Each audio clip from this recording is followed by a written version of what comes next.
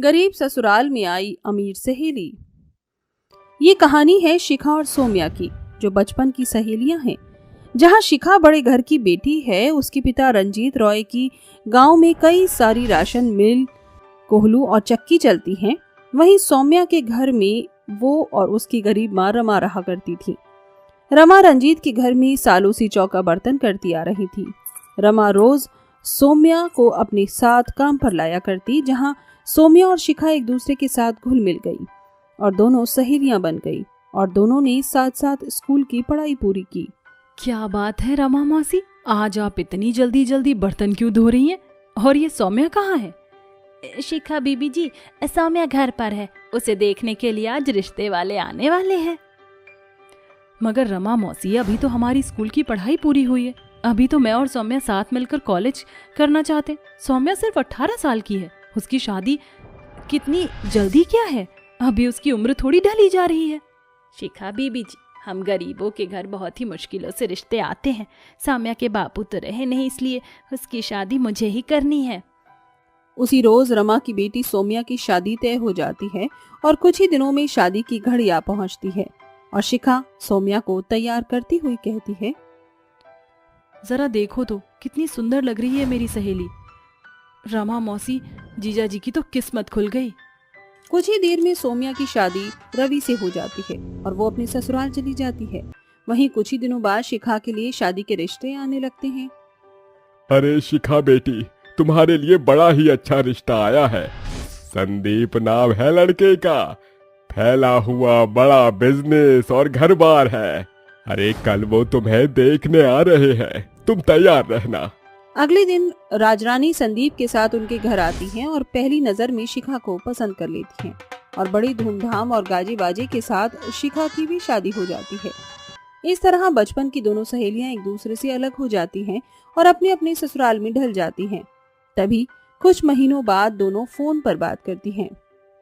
हाय सौम्या, कैसी है तू? मैं ठीक हूँ, तू अपना सुना? बस यार, मेरी जिंदगी तो मजे से कट रही है। तू बस ये बता, मुझसे मिलने कब आ रही है? जब तू कहे। तो फिर तू कल आ जा, मैं तेरा वेट करूंगी।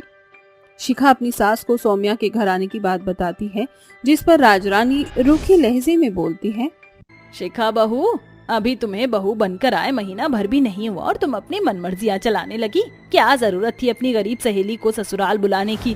खैर छोड़ो, अब तुमने तो अपनी मनमर्जी कर ही ली है, आने दो अब। अगली सुबह सोम्या मिठाई का डिब्बा लेकर अपनी सहेली के ससुराल आती है। शिखा का ससुराल बहुत ही आलीशान था। अपनी सहेली को देखकर शिखा की आंखें भर आती हैं और वो भागकर उसे गले लग जाती है। सौम्या मेरी सहेली, मैंने तुझे बहुत याद किया, चला जा बैठ। शिखा बहू, अगर बिछड़ी सहेली से मिलना मिलाना हो गया हो तो जरा अपनी सहेली के पैरों की हालत तो देखो, धूल मिट्टी में सने हुए हैं। मैं नहीं चाहती कि तुम्हारी गरीब सहेली के कारण मेरा स्टैंडर्ड सोफा खराब हो जाए, इसलिए स्टोर रूम में जो चेयर रखी है उसे निकाल लाओ और गप्पे लड़ाने हैं तो घर से बाहर गार्डन में जाकर लड़ाती रहो। अपनी गरीब सहेली के साथ अपनी सास का ऐसा बुरा फर्क देखकर शिखा का मन छोटा हो जाता है, मगर इस बात को नजरअंदाज वो कर देती है और कुर्सी ले जाकर गार्डन में बैठती है। अच्छा, बातें तो होती रहेंगी, तू ये बता क्या खाना पसंद करेगी? जो भी तू प्यार से खिलाए मैं खुशी से खा लूंगी। ठीक है, मैं आती हूँ। फिर शिखा किचन में आकर भोला से कहती है, भोला भैया।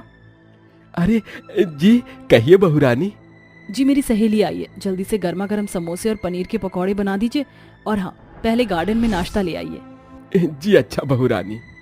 भोला किचन की ड्रॉर में रखे महंगे बिस्किट और स्नैक्स प्लेट में भर लेता है और जैसे ही शिखा नाश्ता लेकर किचन में जाने लगती है, राजरानी उसे रोकते हुए कहती हैं, रुको बहू रानी, इतना सारा नाश्ता लेकर कहाँ जा रही हो? मेरा घर कोई धर्मशाला नहीं समझी, और अगर अपनी निकट्टू सहेली को इतना महंगा नाश्ता कराओगी तो वो हर दिन मुंह उठाकर मुफ्त का महंगा नाश्ता खाने यहाँ चली आएगी, समझी? ये सब रखो और ये मूंग दाल ले जाओ। वैसे भी गरीबों के घर का नाश्ता इन 10-5 रुपए के पैकेट से ही पूरा हो जाता है। कंजूस राजरानी अपनी बहू के हाथों से नाश्ते की थाली छीन लेती हैं। वहीं किचन की आवाज गार्डन में बैठी सोम्या भी सुन लेती है। इस तरह एक के बाद एक करके राजरानी बहू के ससुराल आई गरीब सहेली को नीचा दिखाती है, जिसके बाद सोम्या अपनी सहेली के ससुराल से जाते हुए उसकी सास के पैर छूती है।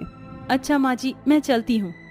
ओ गॉड, तुम गरीब लोग ना अमीरों को ठगने का अच्छा बहाना जानते हो। कभी तो पैसों के लिए गले पड़ जाते हो और कभी पैर छूते हो ताकि हम पैसे दें। ये लो रखो, अब जाओ यहाँ से। इतना महंगा पेडिक्योर कराया था मैंने, गंदे हाथ से मुझे टच कर दिया, स्टूपिड। इस बार राजरानी सारी हदें पार कर देती है, जिस कारण सौम्या की आंखों में आंसू उमड़ आते हैं, मगर वो चली जाती है और शिखा कहती है, I am so sorry Saumya, तू भी सोच रही होगी ना, इतने बड़े घर की बहू होकर मेरे बस की कुछ भी नहीं है। तभी तो मेरी सास ने मेरी सहेली की गरीबी की हंसी उड़ाने की सारी हदें पार कर दी और मैं कुछ नहीं बोल सकी।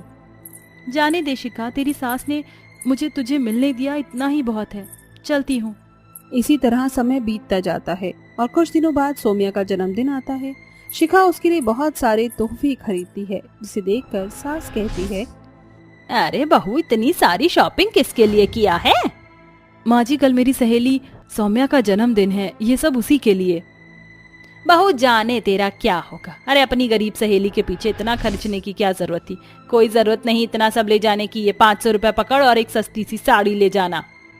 राजरानी बड़ी बेरुखी से शिखा के हाथों से सारे तोहफे छीन कर रख लेती है और शिखा छिप छिप कर अपने पैसे से सौम्या के लिए सुंदर सा केक और एक महंगी सी साड़ी खरीद कर उसके जन्मदिन में पहुंचती है, जहां उसकी सास सुधा शिखा का बढ़ चढ़ कर स्वागत करती है और अपनी आंचल से कुर्सी पहुंचकर उसे बैठाती है। आओ बेटी, यहाँ बैठो, मैं तुम्हारे लिए नाश्ता लाती हूँ। फिर सास भागी भागी दुकान से ठंडा लेकर आती है और नाश्ते में भरी थाली शिखा के आगे परोस कर उसे हवा करती है। अरे बेटी, नाश्ता करो ना, कुछ घटी है तो बताओ। नहीं नहीं माँ जी, बस बहुत है। अपनी सहेली की गरीब सास का साफ मन देखकर शिखा खुशी से भरकर नाश्ता कर लेती है, जिसके बाद सभी केक काटते हैं। बैठो बिटिया, मैंने तुम्हारे लिए गर्मा गर्म पूरी और छोले बनाए हैं। सौम्या बहू ने बताया था तुम्हें बहुत भाते हैं। सौम्या की गरीब सास पूरा समय रसोई में मिट्टी का चूल्हा फूंक फूंक कर बस इसी में लगी हुई थी कि घर आई बहू की सहेली को क्या खिला पिला दे। शिखा का मन इन संकेतों भरे घर में आकर बहुत खुश था। और फिर, अच्छा माँ जी, तो फिर मैं चलूं? अरे बेटी, ऐसे कैसे? तुम कुछ देर ठहरो, मैं आती हूँ। बहू, तू शिखा को रोके रखना। इतनी खातिरदारी हो गई, अब क्या बाकी रह गया है? ये तो माँ जी ही जानती हैं शिखा, कुछ देर बैठ जाओ। सुधा बचाए हुए पैसे से बाजार से एक साड़ी और श्रृंगार का सामान खरीद कर घर लौटती है। ये लो बेटी, ये तुम्हारे लिए। मगर माँ जी, इसकी क्या जरूरत थी? बेटी, तुम मेरी बहू की सहेली हो और पहली बार हमारे घर आई हो। मैं जानती हूँ कि तुम ये तोहफा रख लो। मैं जानती हूँ कि तुम इतने बड़े घर की बहू हो और मेरा दिया तोहफा सस्ता है। ऐसा मत कहिए माँ जी। एक गरीब जितनी खुददारी एक अमीर में कहाँ होती है, और जितने दिल से भर कर एक गरीब के घर स्वागत होता है, एक अमीर के घर वैसा नहीं होता। ऐसा कहने के पीछे शिखा के मन में अपने अमीर ससुराल और सास की छिपी कंजूसी उभर आती है, जिसके बाद वो अपनी सहेली के गले लगकर जाते हुए कहती है, सौम्या, तू खुश नसीब है जो तेरी सास इतनी अच्छी है। भले तू अमीर है, मगर तेरे छोटे से घर में भी खुशी है। वहीं इतने बड़े घर की बहू होकर भी मैं खुश नहीं, क्योंकि वहाँ सैकड़ों पाबंदी हैं। ये सब तो किस्मत है शिखा, अब ज्यादा मत सोच। आखिर में शिखा अपनी ससुराल चली जाती है। वहीं सौम्या भी अपने गरीब घर आंगन में खुशी से रहने लगती है। ये कहानी है निर्मला देवी के घर की, जहां पति श्यामलाल, बेटे रंजीत, संजय और बहू आरती रहा करती थी। आरती बहू, चाय बन गई क्या? जी माँ जी, बन गई, अभी लाई। बहू सास ससुर के लिए चाय लेकर बाहर आती है। माँ जी, बाऊजी, ये लीजिए चाय। बहू, ये देख, संजय की शादी के लिए कुछ लड़कियों की तस्वीर आई है, तू देख ले। माँ जी, हमारे देखने से क्या होगा? देवर जी को तो कोई लड़की पसंद नहीं आती, जैसे उन्होंने देवरानी पहले से ढूंढ ली हो। माँ जी, मैं रसोई में जा रही हूँ, रंजीत जी के ऑफिस का टाइम होने वाला है, मुझे उनके लिए रोटियां बनानी है। ये कहकर आरती रोटी बनाने चली जाती है। ऐसे ही समय बीतता जाता है, मगर हर कुछ दिनों पर शादी की बात होती देखकर एक शाम संजय शादी करके घर आ जाता है। उस वक्त आरती आंगन में बने मंदिर में ज्योत बत्ती कर रही होती है। तभी उसकी नजर दरवाजे पर बुरके में खड़ी जारा पर जाती है और आरती की थाली उसके हाथ से छूटकर गिर जाती है। हे माता रानी, माँ जी, बाऊजी, कहाँ हैं आप? जल्दी आइए। अरे क्या हो गया बहू, क्यों चिल्ला रही हो? आप खुद ही देख लीजिए ससुर जी, देवर जी ने क्या गोल खिलाए हैं। एक मुसलमानिनी को ब्याह करके घर ले आए हैं। राम राम राम राम। अरे बस कीजिए भाभी, तिल का ताड़ बनाना तो कोई आपसे सीखे। माँ, पिताजी, ये ज़ारा है। मैं ज़ारा से बहुत प्यार करता हूँ। और माँ, आप ही तो कहती है ना कि हमें उसी से शादी करनी चाहिए जिसके साथ हम खुश रह सकें। फिर क्या फर्क पड़ता है लड़की मुस्लिम है या हिंदू? संजय की बातें सुनकर निर्मला ज़ारा का गृह प्रवेश कराती है। आजा ज़ारा बहू, इस घर में तेरा स्वागत है। अपनी सास को मुस्लिम देवरानी से अच्छे से पेश आता देखकर आरती गुस्से में कमरे में आकर कहती है, माँ जी, हिंदू होकर एक मुस्लिम को अपनी बहू कैसे मान सकती हैं? जिसे जो मानना है माने, मगर मैं इस मुस्लिम को अपनी देवरानी कभी नहीं मानूंगी। अगली सुबह आरती अपने कमरे में सो रही होती है। तभी उसकी नींद खुल जाती है और वो नाक सिकुड़ कर कहती है, हे भगवान, ये इतनी गंदी बदबू कहाँ से आ रही है?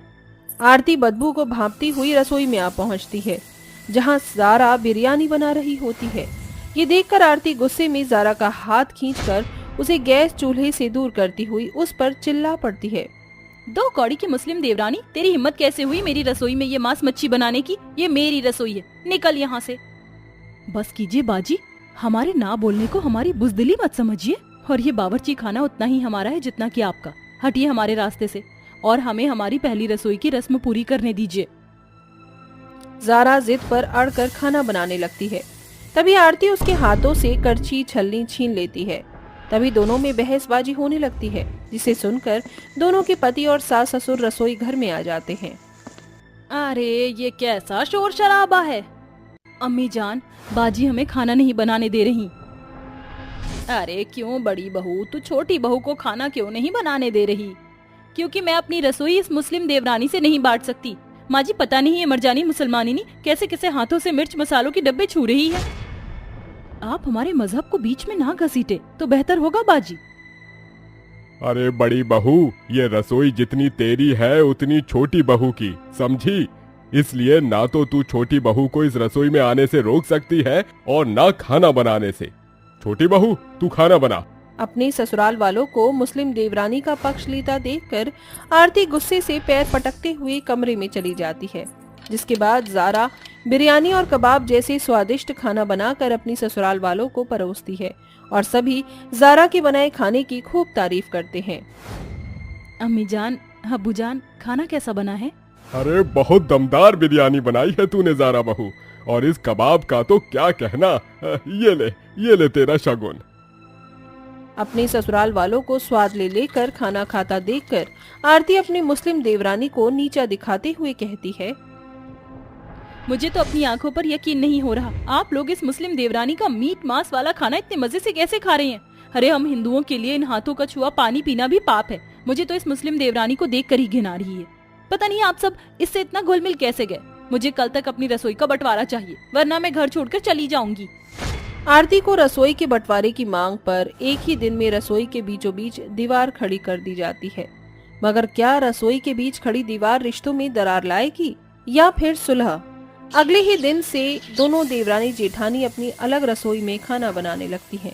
मगर आरती के खाने से ज्यादा सभी ज़ारा का खाना खाते, जिसे चिढ़कर आरती कहती है, इससे पहले कि मेरी ये मुस्लिम देवरानी मेरे ससुराल वालों को मुझसे पूरी तरह से छीन ले, मुझे अपनी रसोई के खाने में जान डालनी होगी। कल से मुझे जल्दी उठना होगा। आरती अलार्म लगाकर सुबह सुबह नहा धोकर रसोई में आकर नाश्ते में आलू के पराठे बनाती है। बन गए पराठे। अब जल्दी से ये गर्मा गर्म आलू के पराठे सभी को परोस आती हूँ। बस एक बार मेरे ससुराल वाले ये आलू के पराठे खाएंगे तो इसका स्वाद उनके मुंह से नहीं छूटेगा। फिर दिखाती हूँ मेरी मुस्लिम देवरानी उन्हें अपने रसोई का खाना कैसे खिलाती है। आरती आलू के पराठे से भरी हुई प्लेट लाकर डाइनिंग टेबल पर आती है, जहाँ सभी ज़ारा का बनाया शामी कबाब और दही बड़ा खा रहे होते हैं। अरे बाजी बैठिए ना, देखिए आज हमने सारा खाना शाकाहारी बनाया है, खाइए ना। आरती आओ ना, देखो तुम्हारी देवरानी ने क्या दमदार खाना बनाया है।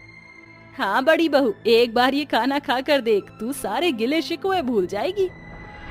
नहीं माँ जी, ये खाना तो देखने में इतना कच्चा पक्का लग रहा है। इतना मसालेदार खाना खाकर मुझे बीमार नहीं पड़ना।